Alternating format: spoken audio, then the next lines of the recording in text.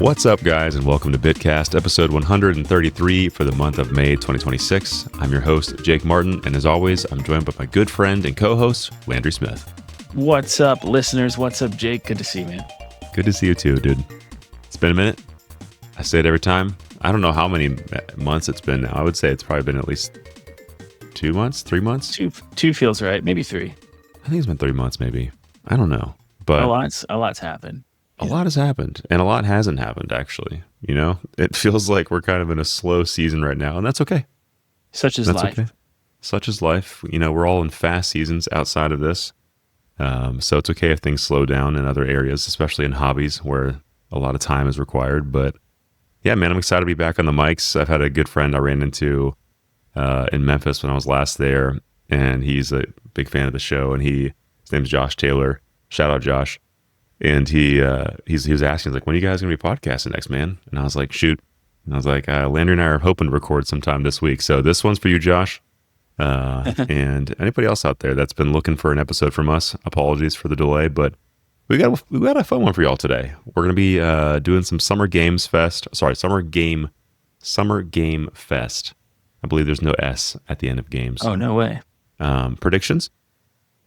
We have our usual subject or topic called Let's Fix That. This is a newer one that Landry came up with, where we're going to be tackling a thing that maybe we need to reconsider, look at with not a telescope, not a microscope, but a magnifying glass, and try to figure out what's going on there and see if we can fix it. And then we have skill tree trivia. We're playing it this time. Landry and I have our hints for each other prepped and ready to go.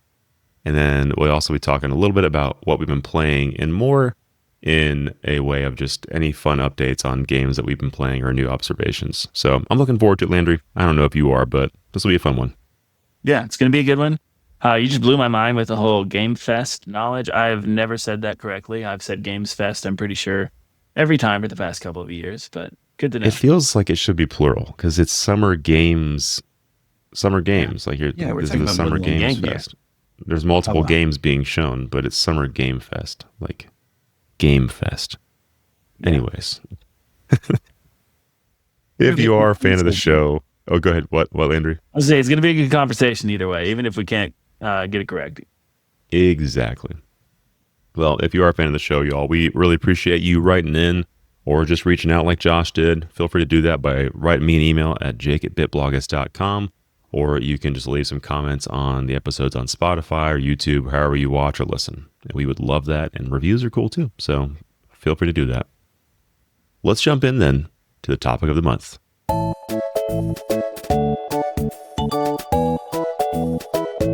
Summer Game Fest, Landry.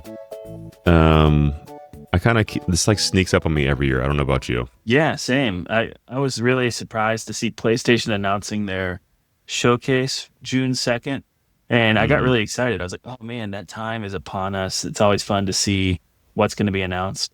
And one thing that actually got me excited this year, and I just every year I allow myself to get a little bit hyped, is that PlayStation is showing their showcase to there's 9 different Alamo locations that are showing it in theater, and you can go and watch it like at the Alamo, which is like a specialized theater. I know that they have them in Austin. I don't know if there's any in Nashville or anything around us. But anyway, I thought that was really cool, and maybe a tip of the cap to the fact that they might be really bringing their A game here and showing off some interesting AAA projects. That's actually a great assumption, because if they're going through the trouble of renting out some draft houses, some Alamo draft houses to show their showcase, they might have a big announcement, and that's a great way, I think, to draw in audiences. And as we know, theaters have kind of seen a somewhat decline in popularity in the last few years. I feel like they're kind of on a recovery trend right now, but there was a time where I feel like theaters weren't doing so hot. You could rent out an entire theater to just play Mario Kart with your friends for almost nothing. Relive those memories. I worked at a movie theater in high school, and we would, that was in the 360 era, we would try to hook up the 360, and we spent hours trying to figure it out. And I want to say we did one night, but I don't know. It's like I feel like you would remember that if you got Halo or something working on a movie theater screen. yeah, yeah. You're probably right. I'm sorry. Sorry you missed that opportunity though. But hey, you like I said, you could probably rent one for pennies on the dollar and just have fun with it. So Something's a big deal. yeah. So I don't know. That's actually exciting news about the Alamo Draft House. I don't think we have one in Chattanooga. I was just looking, or at least around the area that's close. No, But if you're in Texas or a place that has one, I think that'd be a fun way to experience this. So definitely check that out. no question. But is there anything in the PlayStation Showcase, Landry, that you're like looking forward to? So I'll read off just like what's speculated right now, and then this might help you ideate a bit. But Wolverine, we know for sure we're getting some more details on Marvel's Cool. Wolverine. That'll be September 15th. I still am not big on this game. When they showcased it, I was like, this is way too bloody for me. And Yes. maybe we'll turn down the violence. I know they're like robots, so maybe that's a bit different Yeah, now. and they did say you can adjust the blood, but it's too insane. Like if you have to create an entire new technology for your blood splatter, that's to me personally, it's a turn off. Yeah. At least they're trying. At least they're trying to make it accessible. So yeah, that one. We'll see how that one reviews. I might check it out if it's really good. Another one was a new God of War, potentially like a Faye spin-off thing. And this comes because of the voice actor who voices Kratos. I think he mentioned something in passing that hinted at a God of War situation. I bet they wish they had that one back because that sounds really lame. It does. It It's does just sound such a kinda- lame idea. I'm sure in execution it's better, but man, talk about a game I don't want to play. And I like Faye a lot as a character. She's probably one of the stronger characters in that new kind of recreation of the series. But I mean, I guess, taking the series away from Kratos, because I've always thought, even with his kind of rebirth as a more mature, thought sensitive out dad. character, I still just think he's annoying to play as. And so sure, take the series in a new direction, but even better, and what I wish they would have done is just like leave it behind. Like I like We're done with it now. I like God of War, all right. I just think that like the attachment to that IP is the good game design. I think that would just, you could lift and place that. Maybe I'm not like other people. I know Kratos has some, attachment to his character and everything, but just for me, I would just be like, you know what, you can set a new adventure in like that Greek kind of pantheon, or Just make a new Norse IP. mythology, Japanese mythology, whatever you want to do. But yeah, sure, Faye, I guess, would be what. You know what I heard? I heard it was actually like Kratos' wife somewhere. Which Faye is, I think Faye is the witch character. So who knows? When they show it, we'll find out more. I know Cory Barlog is supposed to be behind this one. Everyone seems to really like his games. All right, Corey. Yeah. We'll see. Well, let me going back to Wolverine. One thing that would get me excited for that game is, I think from what they showed, it seems like it's more of a level-based game rather than an open world game. I absolutely love Insomniac's level design. Like their Ratchet and Clank level design, the worlds that they build, I think are really cool. So if Wolverine gets shown off and you can like dial the blood back, and it's got some really cool levels, I could see that as being something that might appeal to me. But still, Wolverine and like just the whole X-Men mythology just doesn't do anything for me personally. Hate to say it, but Insomniac does. I think they're one of the best game developers out there, and I will almost assuredly check that game out at some point just because it's Insomniac. How do you feel about Spider-Man? We were able to enjoy that game because there was, I would say, complex combat where you're using almost every button on that controller, and then you're also swinging around, and that's like a freeing, fun traversal mechanic. As far as I know, Wolverine doesn't really have a lot of cool movement tool sets. He just kind of runs and punches and slices people up. And Dude, I'm so down. Here's the thing about Spider-Man. I think that game is really fun. I don't think it's that fun to swing around with the webs or run up buildings, solely because I I never fully, after playing those games for probably what, like 60 hours between the two of them, I still don't think I have like full control over it. Um, and it just seems like I'm always like, man, I wish this went faster, or I wish I could slow down a little bit here and have a little more control in these like narrow spots. It just seems, as smooth as it looks in gameplay, like you watch somebody playing it, or even watch me playing it, it looks awesome. I Mm. never feel like I have full and total control over it. Um, so, but on Ratchet and Clank, like the movement and the mechanics feel amazing. So I would like a little more grounded of a game, I think, personally. I think that's actually a good comparison too. Yeah, Ratchet and Clank, that is more grounded. There is like some cool fast movement they add to that game with some of the tools they have. Yeah, and I think just like Wolverine's the going to be a portals. very speedy, agile character. So I just hope it doesn't go down the way of like Donkey Kong Bonanza, where like you figure out the mechanics early on and it's just pushing the same few buttons over and over again, and that's the entire game, is just slicing up dudes for 4 hours. yeah, Or yeah, 20 and I mean, hours. to an extent, Ratchet and Clank kind of is that game, and I think it's Mhm. really fun. I think they wow you through visual appeal and through they do change the mechanics. Like there'll be like a hoverboard level or something like that, or you'll ride like a dinosaur or something. And I'm sure they'll switch it up design wise, but um, I don't see them making a mistake that Bonanza made, where it's just so mundane and monotonous throughout. So, Yeah, Insomniac's we'll got a see. pretty good pedigree of that too. So yeah, I have high hopes for that too. Good And job. then we got Naughty Dog coming up next. That is without a doubt the one developer that I'm just here for every time. I think from the Jack and Daxter days, they've just really Crash Bandicoot. They just don't miss. Like there hasn't been a game they put out that I'm like, yeah, that wasn't for me. So What if they just scrap Intergalactic and they say, "Just kidding, y'all. We're making another Crash Bandicoot." I would be there for that, man. But I would not be there for scrapping Intergalactic because I want to see what that game is. The trailer was cool. It's definitely not my like. I'm not a science fiction guy. Hmm.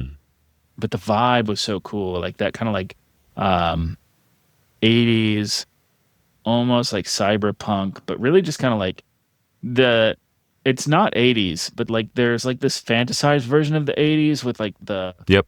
kind of like retro tech, Neon neon stuff, synths. which like really wasn't a part of the actual 80s, but man, it hits. I love that aesthetic, and Yep. they nailed it in their kind of own unique way. So Yeah. I'm stoked about that.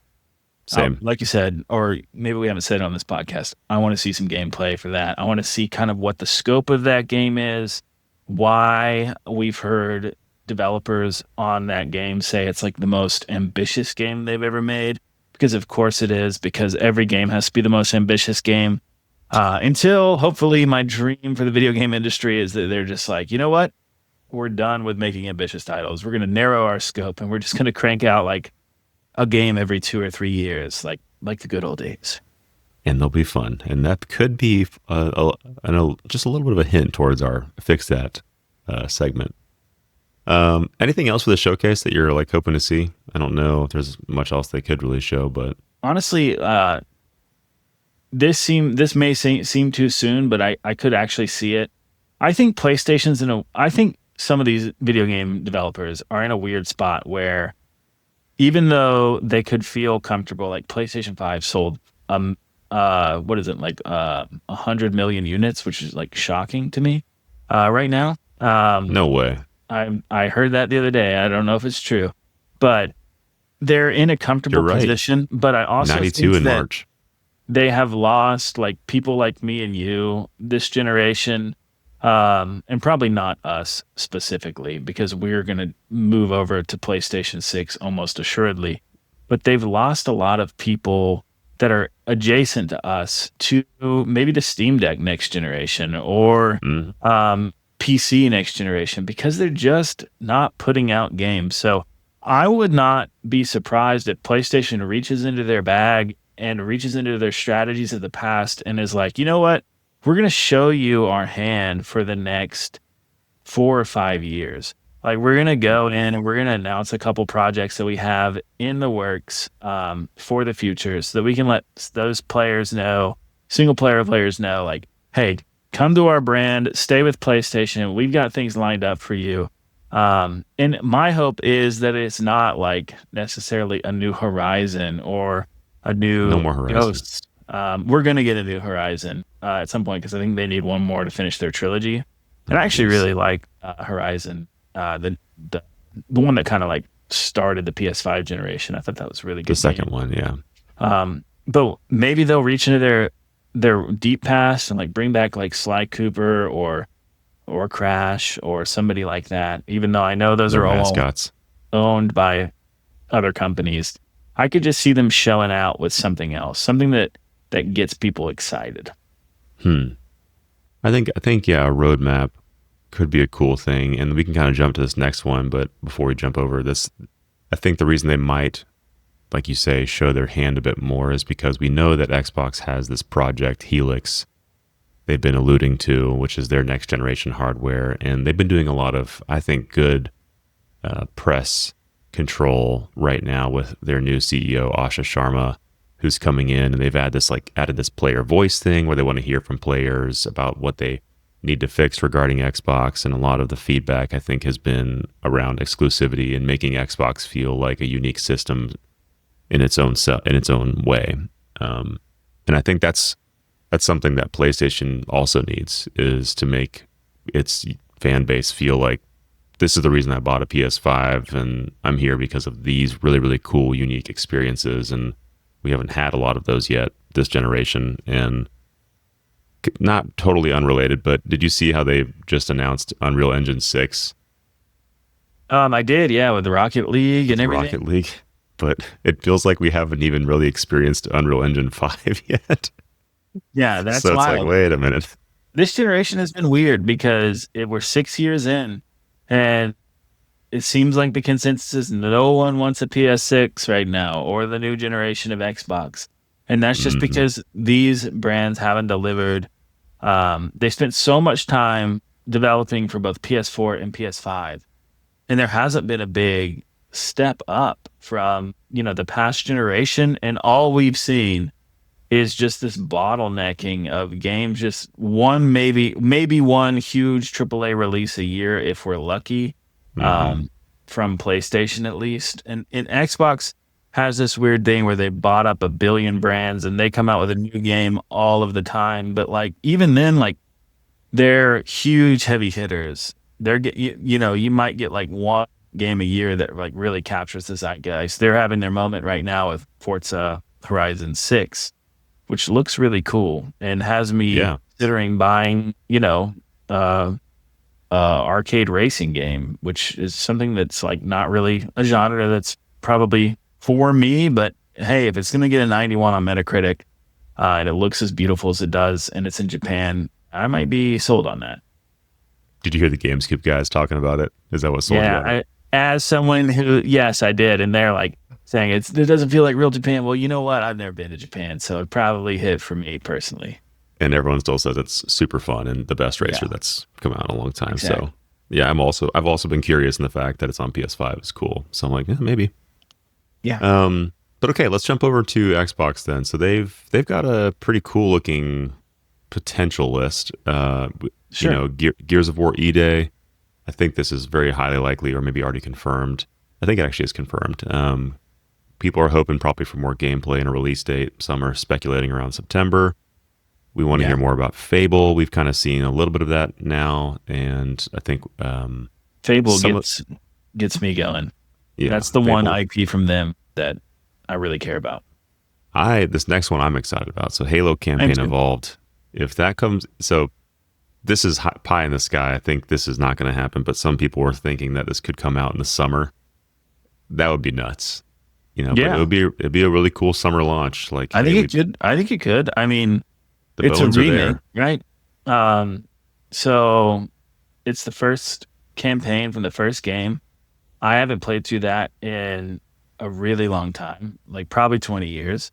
I will definitely buy this on PS5. I hope it comes to Switch too, and I hope it's a good port. I'd probably play Ooh, it there if it does. that'd be interesting. I wouldn't play it on Switch, but it'd be cool if it came to Switch. But yeah, PS5 I think will be a really cool moment where that lands.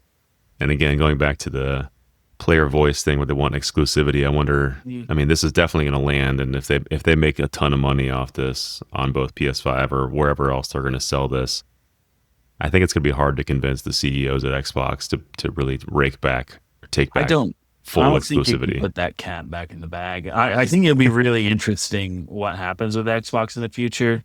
I just don't know why they would ever go back to exclusivity. All that would do is like push people to PC. It's not going to push people to their systems because I don't know what the right move for their system is. How could you ever go in and buy a new Xbox console? You know, like what's the point after they just completely screwed you? I think that's what the fans are saying, and hopefully the CEO and the folks are trying to listen to, and maybe they'll walk it back and make Xbox its own thing. But I don't know. I think they should just get out of the hardware business and make it easier for everybody. Like, just be the best third party that you can be. Can you imagine though, just all of us being able to play Halo again on our systems, and just maybe that's gonna be cool. And we're always gonna have that, you know. So cool. That's gonna come out. It's gonna be on PS5. That's gonna be amazing. I am excited about that. Call of Duty, I could care less about, but they'll announce one of those at this game showcase, probably. Yep. And that's great. I mean, it's good. It's good for their brand. You know, it's gonna boost their value as a company. More than likely, hopefully, or you know what? If it continues in the downward trajectory that it's been on the past couple of years, it could hurt them. But we'll see what happens with Call of Duty. Again, that's just not like the type of gamer I am. Doesn't appeal to me. Every now and then, it piques my interest because I was a big Call of Duty guy on the 360 years. So for me, like when I see a new game, I'm a little bit interested, and then if I have some friends that are playing, there's more of that interest. But what totally turns me off is anything that's like Warzone, Battle Royale, like these like huge, like I am such a simpleton. I'm like, I'm just kind of here for the OG online COD experience. Like I just want to play online, team deathmatch, play a few rounds and call it a day, level up my guns and be done. Like that's kind of what I enjoy. Classic Counter-Strike experience. Is that kind of like what it's like? I don't even know if I've ever played a Call of Duty game before. Counter-Strike is way different too. Counter-Strike, I've never played, but I know that's like highly, highly competitive, and I don't think you can like unlock and level up guns. I think it's just like you have your set weapons, and then people are just insanely good at using them. Gaia. Yeah. I haven't played Counter-Strike since I was in high school either, so I'm just not a multiplayer shooter kind of guy. I don't think I am anymore either, but every now and then I think I might want to be still. Yeah. We'll see if Halo comes out this summer. And then Project Helix, any chance we're going to get anything about this? Yeah, I mean, I can see it. I can see them announcing it, and it'll probably look like a giant ass rectangle, and everybody be like, cool. What if like they just put all of the, like it's just the original Xbox console, but it's all brand new internals? That would be sweet. We're going back to our roots, and it's the just old like green suitcase center. Yeah, it reminded me of a VHS.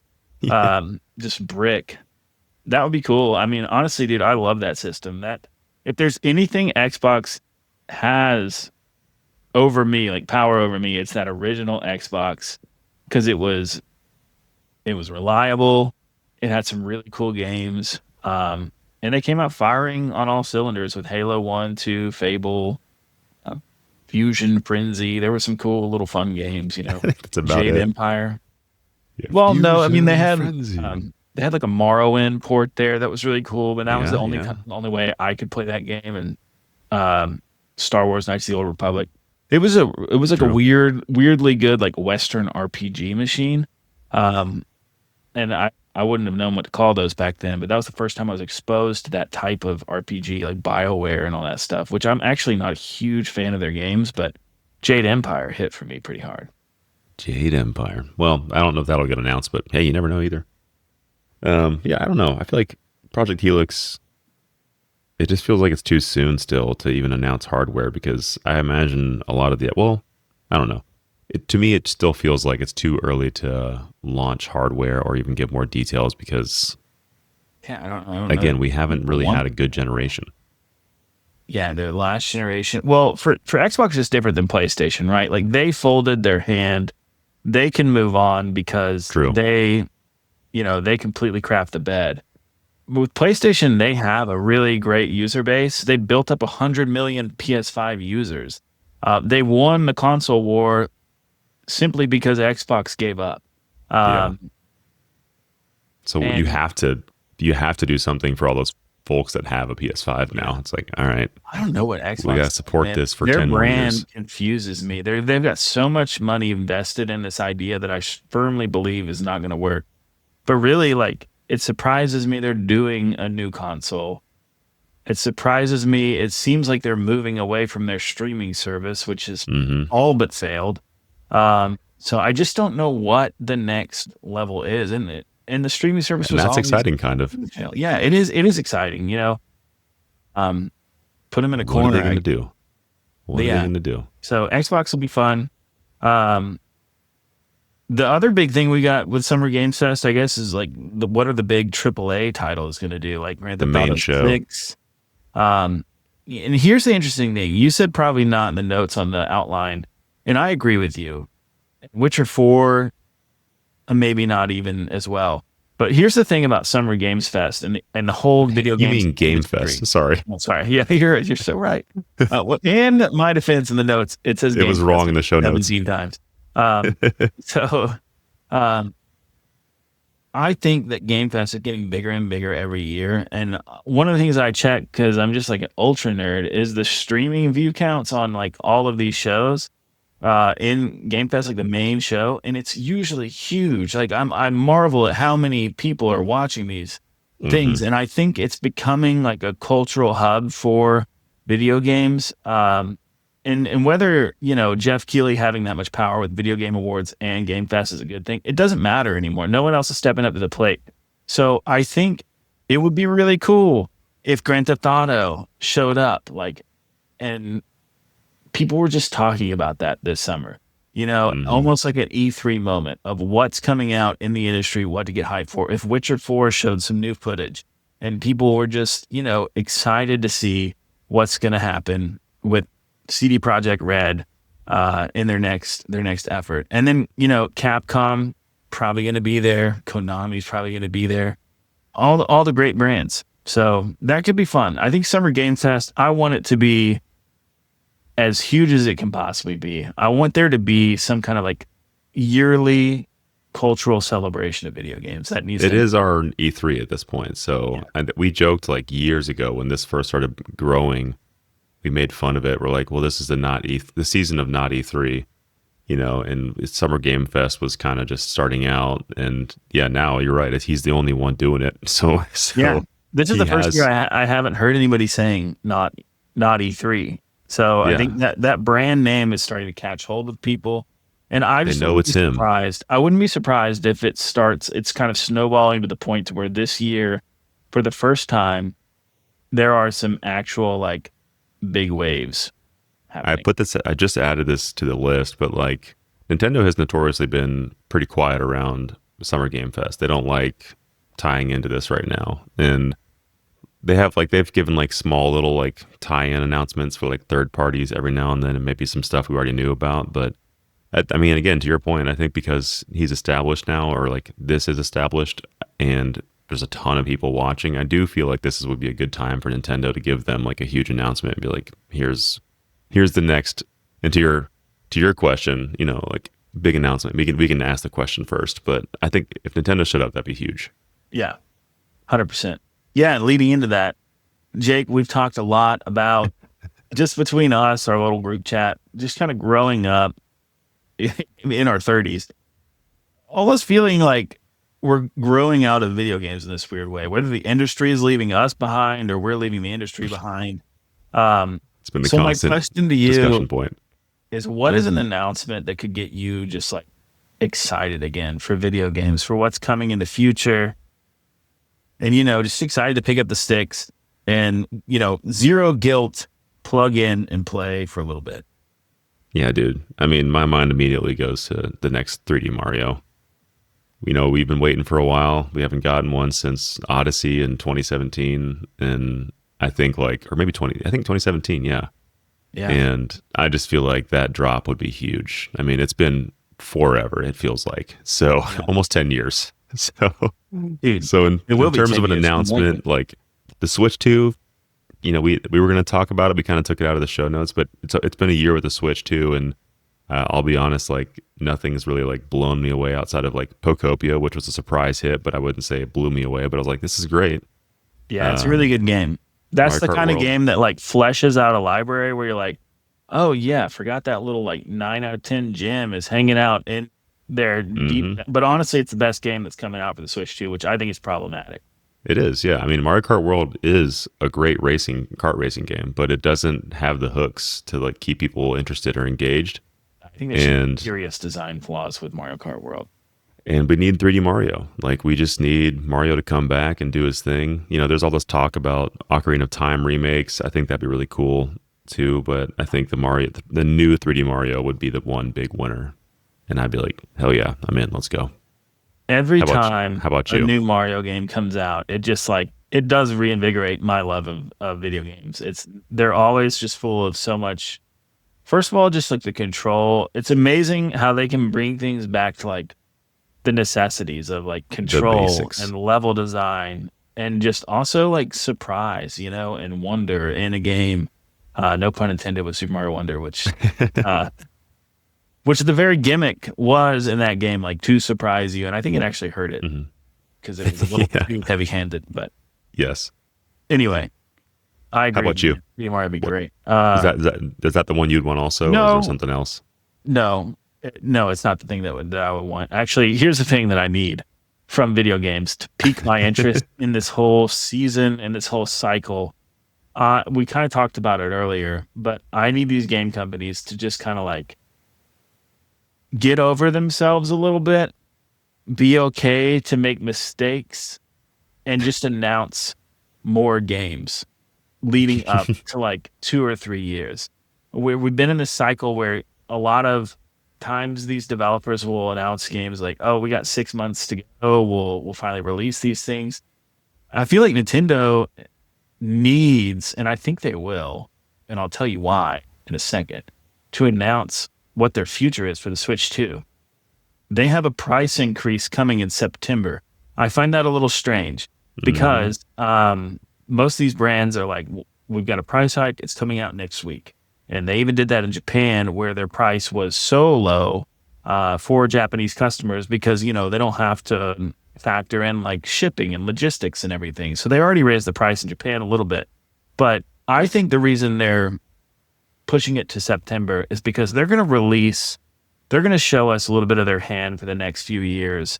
And Hmm. I could see them swinging big with a tease of the next Zelda, showing us 3D Mario, obviously, announcing this 3D Ocarina of Time remake. We've already got Star Fox coming up. I Hmm. think there's going to be an announcement for Super Smash Brothers Deluxe or the Switch 2 version. I just think they're going to show a lot of their IPs. There's probably going to be a Mario Kart update. And leaving Oh, that I hope so. summer Switch thing, I think just with those announcements, which that's a lot, right? That's more than Nintendo would almost ever show in any of their other shows because they typically like, kind of like drizzle out information.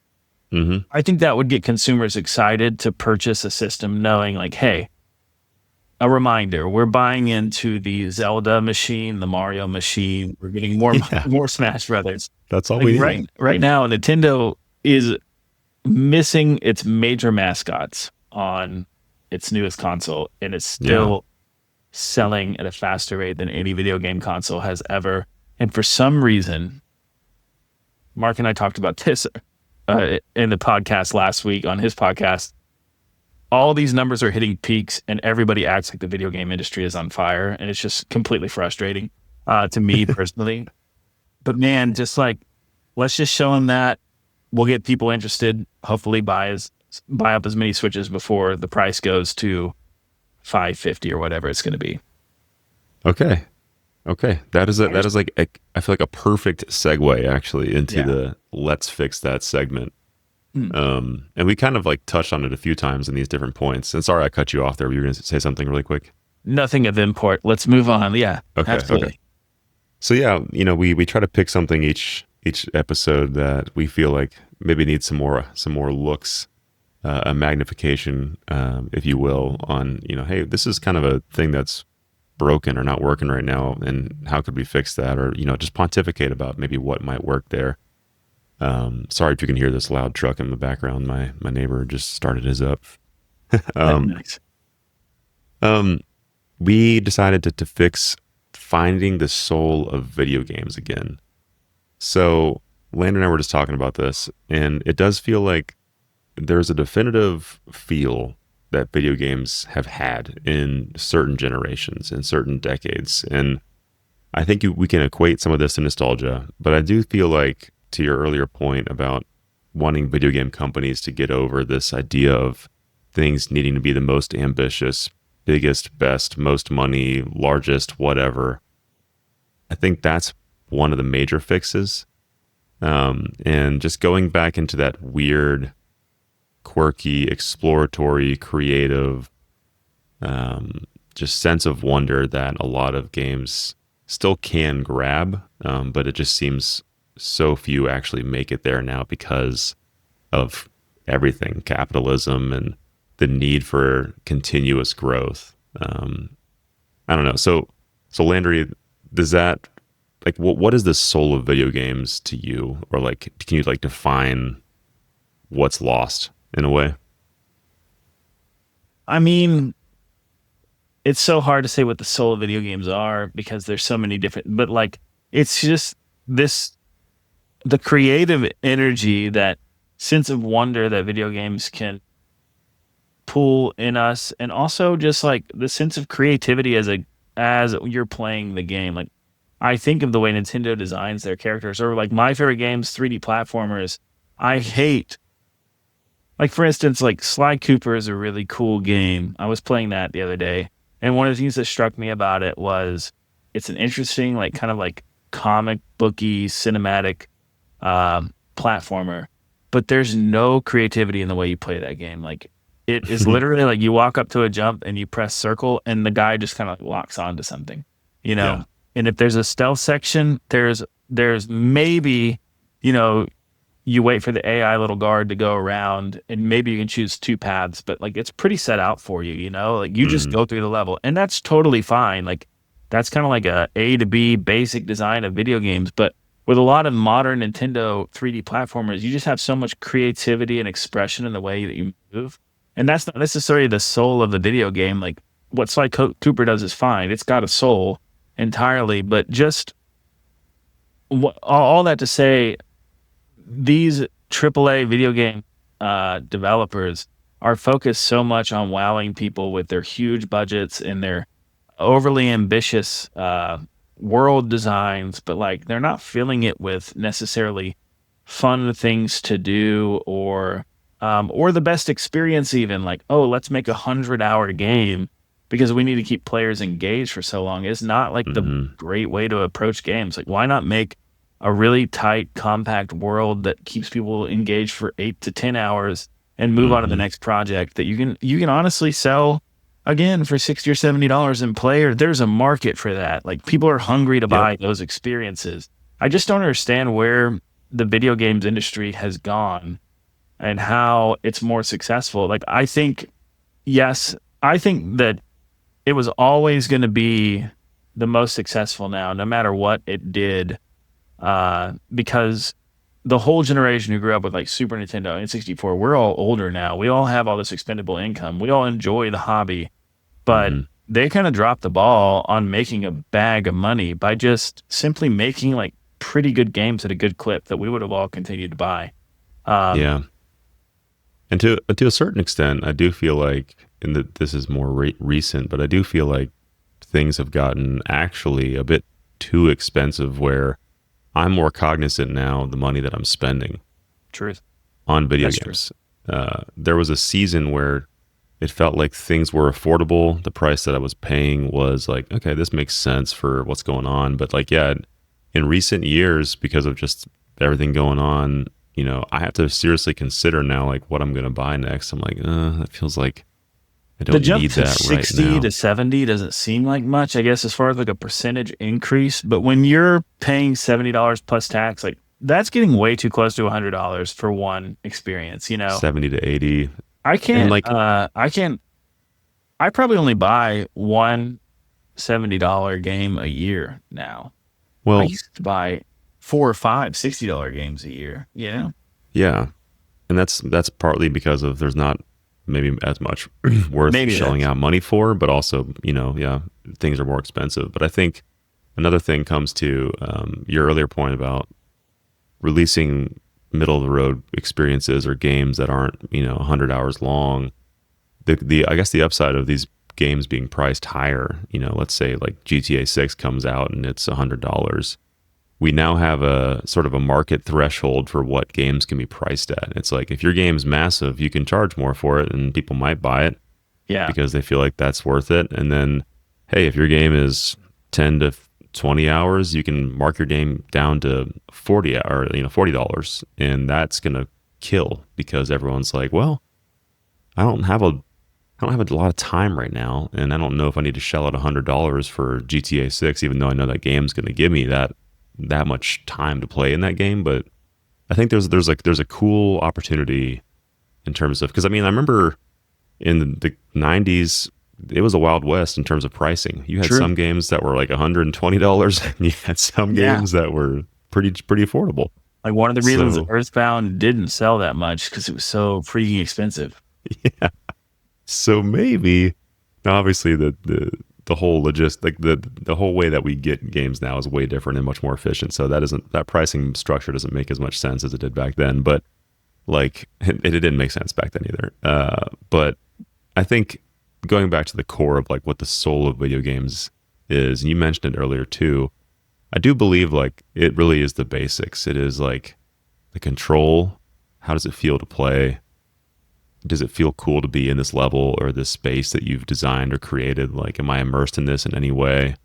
One of the And things, do I have any wonder or sense of enjoyment like when I'm playing this, where it's taking me out of just playing a video game to like, oh wow, like I'm really like I lost hours in there and didn't realize that I was playing a video game for a little bit. Like yes. that's cool. And that Yeah, can I'm getting happen. that feeling with Hades right now. Again, going back and replaying that. I played it in 2018 when it came out. I think that was the year. Uh, but that was a kind of time of glut for games for me. Like I remember playing Hades and really just like couldn't wait to get to the next game because I can't remember what it was stacked on top of. It might have been Hollow Knight, where I was like, I've got to get to this immediately. Sounds right. And so I remember beating Hades once, and then I'm like, okay, I'm done with this game. I'll move on to the next one. And now I'm replaying Next. it, and I'm like, man, there's so much more in this game that I was missing. And it's so well designed. And Mm-hmm. also, modern example, Mina the Hollower. Like, there's not a game right now that's coming out this year that I'm more excited for. It Oh, comes I'm out this excited for week. that. It's $20. It's got Game Boy style graphics, but I've been watching the Yacht Club games, like just little short videos on YouTube of how they designed, just the little design choices they're making on how to make her jump, like her jump frames. If you jump on the ground, her jump frames are just a little bit less, just to make it feel like it's faster in combat. But when you're jumping over a pit, like it will automatically give her more frames to make sure that you can clear those pits. Like just kind of an So ease of cool. use. Like that's such a cool idea that you never think about as a player, but knowing that they put that kind of thought into these things, and there are like 100 little design decisions that they go through in those little shorts that you're just like the level of detail these guys, they're just masterclass designers for video games. And And they whether love or that not that retro game stuff. is like a 10 or a 9 or an 8 or whatever, I can't wait to play it because first of all, it's like just this combination of like so many cool game design Yep. ideas like Bloodborne and Link's Awakening and Castlevania, and you throw all those into one, but then you have these incredible Class A developers on it that are incorporating their own design philosophies and ideas obviously onto it. And it's just, I think that game's going to be really special. And that is where, the soul of video games lives at large, is like these, the reality of the situation is, Jake, is like there's probably only like 2 or 3, maybe 4 video games a year, no matter what the industry has been like, that have been like really worthwhile, like go back to experiences. Mm-hmm. And I think those are still peeking their way through. and whatever kind of hellscape video games have found themselves in over the past few years.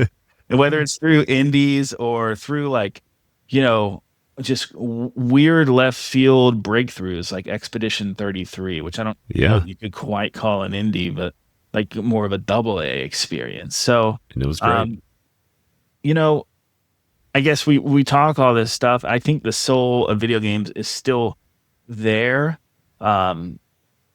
even though AAA the suits of these companies have kind of robbed us of some of the things that we hold dearest in this whole hobby. I think it's just like, video games coverage and the excitement around games, and a lot of that has been deflated lately. So Yeah, but there's still those games that come out that are just, that will really wow you here and there. I love that. It's like a little bow on top. We ended in a positive space, and I'm looking forward to it. Yeah, Me Into the Hollow is gonna be sick. I've been getting hints, I think, from again the GameScoop guys. They were talking about. I think they were previewing it, and like they couldn't talk much more about it, but I think Damon alluded to a glowing preview. So however, it seems to be previewing very well right now. So Yeah, I'm super. I'm excited. All right, well, Landry, closing out on the last two fun things to talk about. I always love this, and I haven't gotten a chance to check in with you. You kind of gave a hint here in a second, but what are you playing? And not just like, like tell me what you're playing, but like, are there any like fun or new observations that you've had in playing anything recently? Whether it's a new game, old game, doesn't matter. Sure. Well, I've been running through Ocarina of Time again on my 3DS, and Oh, nice. man, that game is just perfectly designed. I think It's so there's good. a lot when people go back to it for the first time, they might say the controls are a little archaic, and they are clunky at first, I think. But one of the things that I would challenge people, if you've never played it before, like, yes, they're a little clunky at first. There's no question. It may take you an hour to kind of like understand how they work, but the whole game is designed perfectly around them. And you will eventually kind of fold into the fact that, like, well, I don't have an analog stick to move the camera around, but every time I hit Z, it's going to center the camera around. Like, Retarget. Yeah. Once you're there, Easy.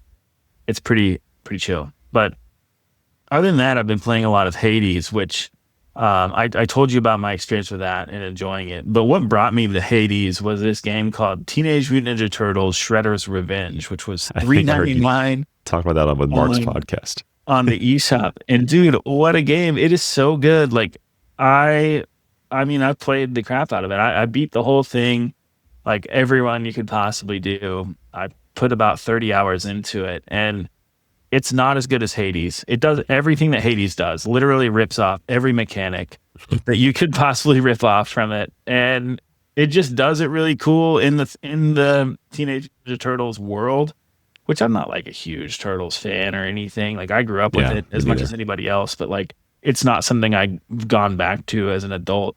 But man, it's just like it's easier than Hades, and I think that's kind of where some of the fun comes in for me, because I know I can blow through the game without like too much of a stress or anything. I can put a podcast on and just rip through it. And I think that roguelites, I've always been averse to saying like I enjoy that genre of game, but I think with Hades and this TMNT game, like that's where roguelites really shine for me, where when you leave each playthrough, you're unlocking at least the tiniest bit of an upgrade for yourself. And you're taking the player experience of learning, like, hey, now I understand these enemy patterns better, but I also, more importantly, maybe not more importantly, just as importantly, my character's better and stronger now as well. Such a good mechanic, such a good feeling. That's really fun. And then both of those games, they put in the fact that you're also kind of unlocking the narrative. And that's where Hades really sets itself apart from the Turtles game, is the narrative that Hades folds in on top of itself is more engaging and interesting. And I think that's my biggest place where I was wrong when I first played Hades. I really thought that the narrative was not super great, and I remember skipping a lot of the dialogue after the first hour. And now I've really forced myself to listen to it, and I'm invested in it now.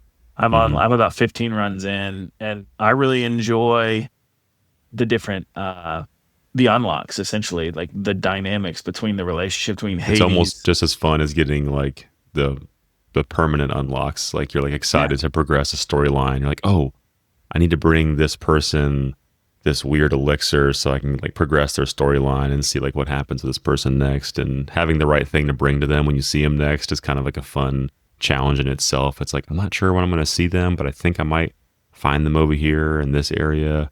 exactly. Yeah, Yeah, it's cool. It's a really good mechanic. Matt Intiman would be happy to hear you I know. talking I've about been that. thinking about him a lot while I play it because he's like the one champion of Hades. I feel like in the group. So Yeah. I mean, Hades is I think, globally beloved game, but I think, yeah, in our small group, Matt always is talking up Hades. He's like, it's so well, I gave it an 8, and I felt pretty strongly about it, and it's definitely moved up in my opinion to good. at least a 9, probably a 10. We'll Yeah, see. We'll see nine how or I get 10 there at the end. feels right. Yeah. It plays very well too. It's just, yeah, it's Oh, fast, it's so easy. fun. Yeah. So Yeah, I've been kind of split between 3 games right now, mostly 2. I just recently picked up this last one, but yeah, I've been replaying Wind Waker on NSO, which not not the best experience having to play the GameCube, version, because I know what the Wii U version is, and I'm like, man, they added so many quality of life things to that Wii U version that it's so nice. But once I kind of got over my like initial frustration because I didn't have that version of the game is still good. Good game is still yeah, good.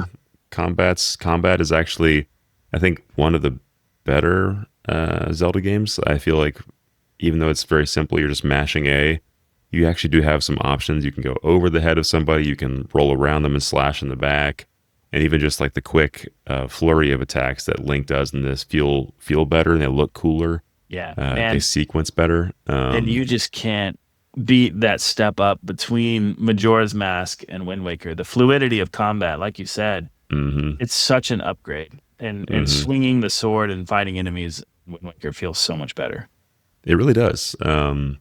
S- the ocean kind of boo boo Oh, without the complete swift ball. sail. I hate everything about the Without ocean. the swift sail, not a great time.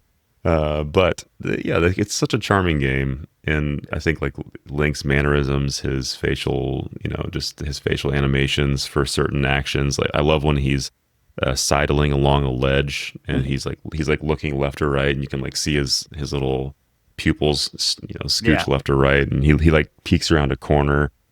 Those are just fun little nods, and just again, I think the back to the previous topic, but good little just little elements that Nintendo is so keen to add and so good at is just making those games feel extra special or unique Yeah. in a design standpoint. So that's been fun. The vibes too for Wind Waker, like Mario Sunshine. I don't know what it was with water and hmm the GameCube, but man, it just the vibes are so like I just want to go on vacation when I play Wind Waker. Yeah, And I've been playing through it a little bit as well since really I guess it's been like a 1 year playthrough and I've just take your time. I beat the first dungeon. And man, it's such a great game. That's Agreed good, though, man. playing on the GameCube after playing the HD version like 10 years ago, it is like going back to like just it almost feels like it's a broken version of the game, even though it's what came first. I think honestly, if they had just released a widescreen patch, that would make me feel a lot better. But I'm like, man, I'm playing on 4:3 on my Yeah. HD TV, and I'm just like this. No swift sail. No. When you're aiming your cannon on your boat, I realized also that like in the Wii U version, I think they added a line to show you exactly where your cannonball is going to hit or your I love bomb. that. Yeah. But in this one, I think you're just freestyle, and you're like, I think I'm going to hit it. We'll Good see. luck. Yeah. I'm playing Baldur's Gate with Eric still, almost done, and Baldur's it Gate 3. really, yes, Baldur's Gate 3, and it really is so good. We're nearing the end, and I think Eric and I are going to finish that up in person. I'm going to bring my PS5 over to his house, and we're just going to finish the final act together, and I'm Nice, pretty dude. That'll excited be about it. fun. And yeah, I picked up the new Yoshi game. I was reading a bunch of reviews. It was getting like 7s and 8s, which kind of is pretty par for the course for Yoshi. Yeah. I But want everyone was like, yeah, it's a good game for kids because you can't die, and it's like just a fun little like creature observation game where you walk around and it's very basic but charming. And I was like, yeah, Henry seems interested, so he and I still started playing that. It's very cute, very charming, and he's just not quite coordinated enough yet to like fully get like platforming down. So like what How I'll old do is is he? he's 4, and he'll be 5 in July. So Yeah, Sawyer with video games, he tried. He was so interested in them mhm. around 3 and 4, but he really couldn't. The first one that clicked for him was Astrobot, and it was like right on the cusp of 4 and 5. He's almost there. Like he can do it, but he can't understand like moving and jumping at the same time. Like that's like really hard for him. So I'll help him with like the hard platforming sections, and then like I'll let him go mess around with the everything else. So it's been fun just kind of watching him figure it out, and I think it's a good game to have him Oh learn. yeah, So the art style is beautiful. I can't yeah, wait to play that. It's good. I went into Walmart and I thought it was a cheaper budget game, and it was $70, and I was like, really. not gonna play that. Not gonna Oh, it pay was $70 for that. 60 on eShop. I think they're charging less on Oh, digital. that's right. I forget about the whole physical $10 price hike. But I thought Walmart was charging the same as the digital games. There's some place that's doing that. I'll look into it. Target maybe or something. I don't know. Yeah. Well, All cool. right. Well, I'm glad you like it. yeah, man. Let's jump over to our last segment then, which would be skill tree trivia.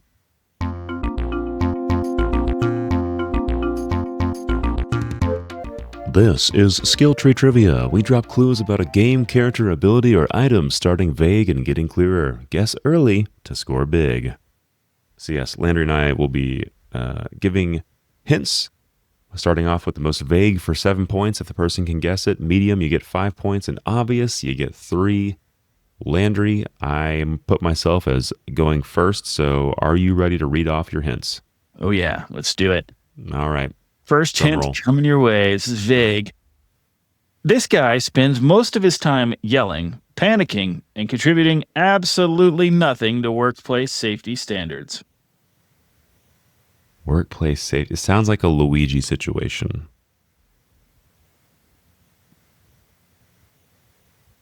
I don't know. Next hint. Okay.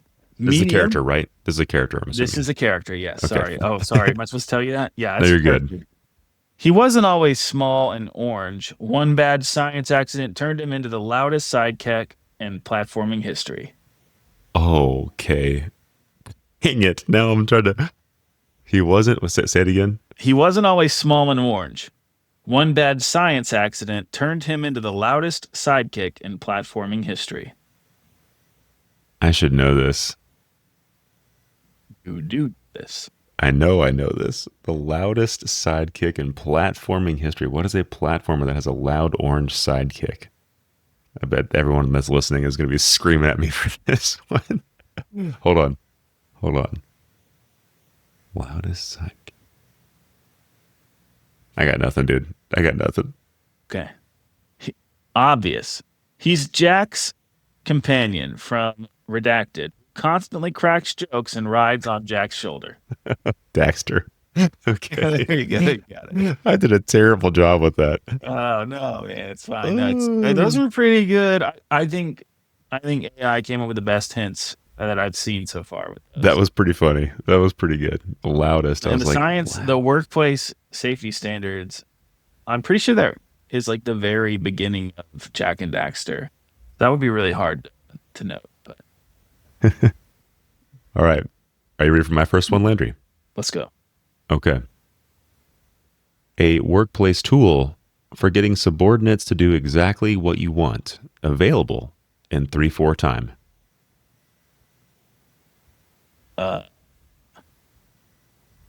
Man. So I'm thinking a musical instrument, but a workplace tool. This is strange. If I guess wrong, is it No, I mean, you can try guessing, but yeah, if you don't get it, then we just is go to it the next one. the Wind Waker wand? It is the Wind Waker one. Well done. What is it? A baton? It's a baton, yeah. So the second one was you hold it up and perform it for an audience of no one, and the weather obeys. Okay, nice. I would have definitely gotten that one. Thought that was pretty funny. I was like, Yeah, that's that's pretty great. good. All right, well so done. back to 7 me. points. Thank you. Yeah, back to me Sorry now. about that. All right. Okay, yeah, okay. I asked for it. This thing has probably caused more friendships to end over, no, that was my power up, than any actual enemy ever did. Say it again. This thing has probably caused more friendships to end over, no, that was my power up, than any actual enemy ever did. Is it just the regular super mushroom from Mario? No. Okay.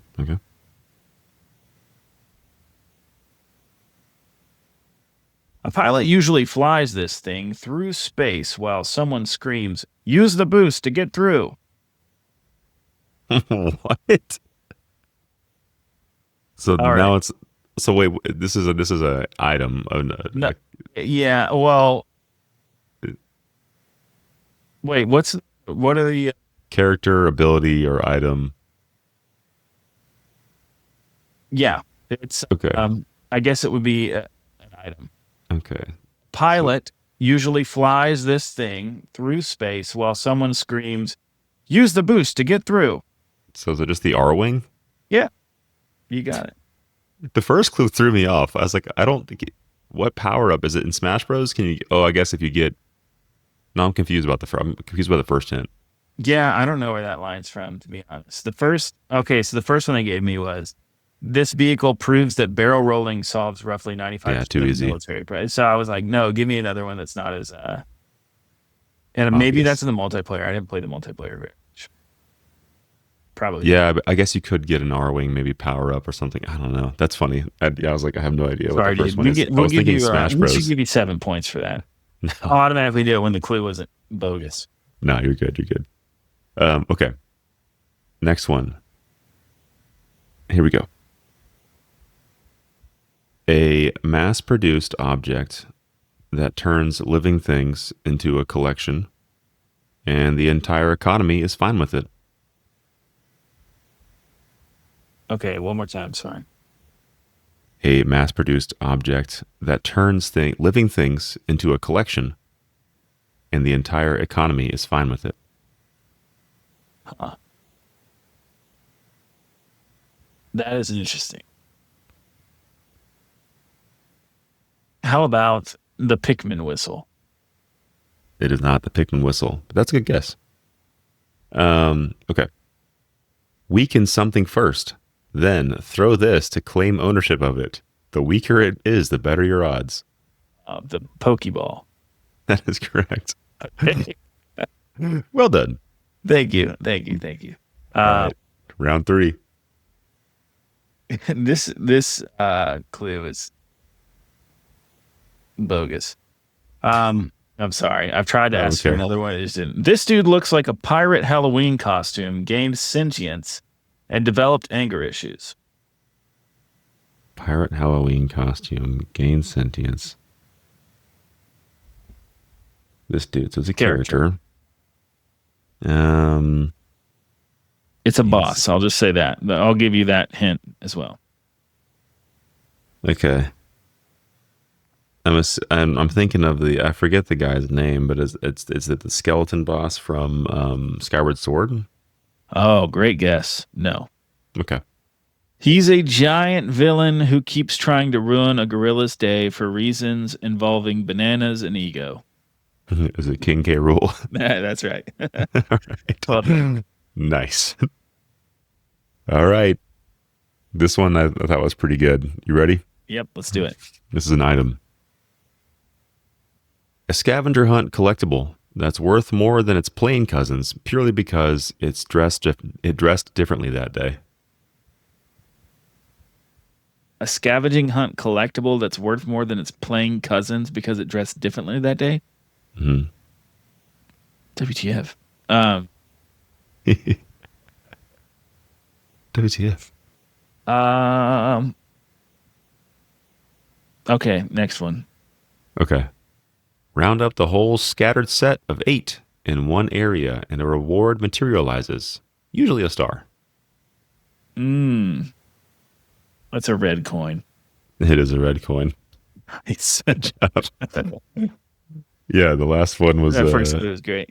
very obvious. The Crimson collectibles in 3D Mario games like Super Mario 64 gather all 8 in a level and a power star appears. Perfect.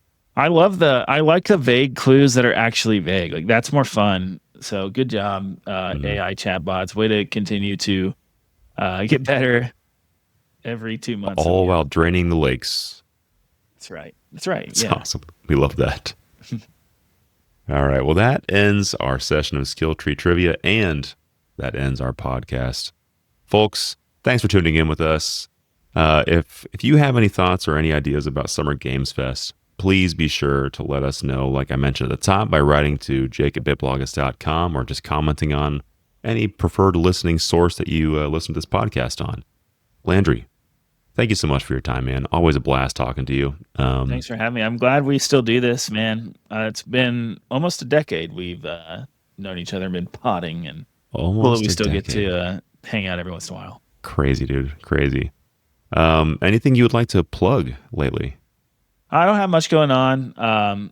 Mark and I or it's his podcast. He just dropped a new episode on just kind of how games coverage has been all about numbers lately and Good episode. investment. Just like what these companies their brands are like and everything, and how it kind of has been bothering me. And Mark and I had a good conversation about it. And next week, I'll be on that podcast as well, talking about the future of games journalism, games reviews, and what that's going to look like. Mm. And that's an interesting episode as well. So you can check that out. Quick play. Yeah, and you can tune in for a new episode here in 2 to 3 months.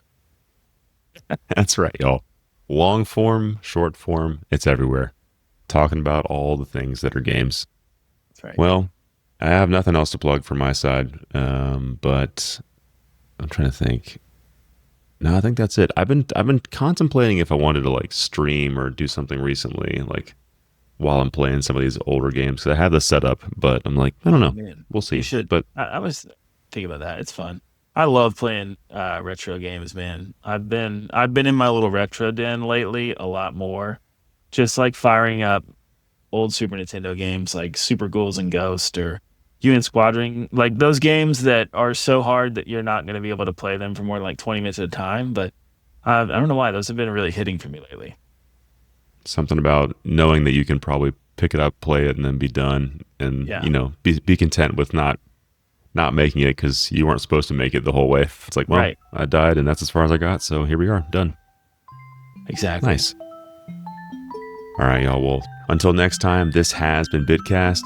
Thanks for tuning in to talk about some stuff.